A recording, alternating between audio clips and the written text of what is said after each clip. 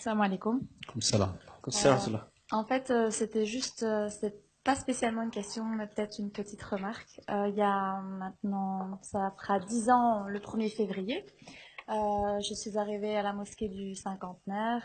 J'étais un peu, on va dire raciste, je sais pas. Je suis arrivée à la mosquée, je me suis adressée à Monsieur Haddash et je lui ai dit ouais, c'est quoi cette religion? Et pourquoi les femmes portent le voile? Et c'est quoi ça? Enfin, vous soumettez les femmes.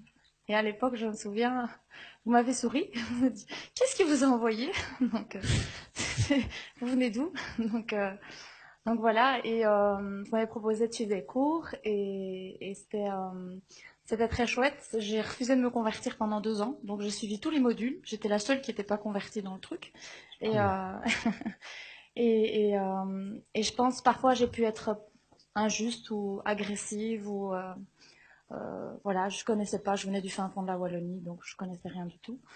Je voulais vous dire que bah, le comportement que vous avez eu, vous, vos collègues, euh, je pense que ça a fait aussi, ça m'a aidé à voir l'islam d'une autre manière. Et donc, bah, aujourd'hui, je suis musulmane.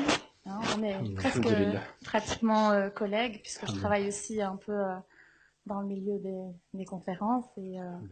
Et donc voilà, je voulais vous remercier. C'était un petit Jazakallah. témoignage puisqu'on parlait d'amour aujourd'hui et je pense que c'est vraiment important. Donc pour dire aussi que derrière le discours, il y a aussi des êtres humains et que ces êtres humains, ils sont pas que dans un discours théorique, ils sont aussi dans une pratique.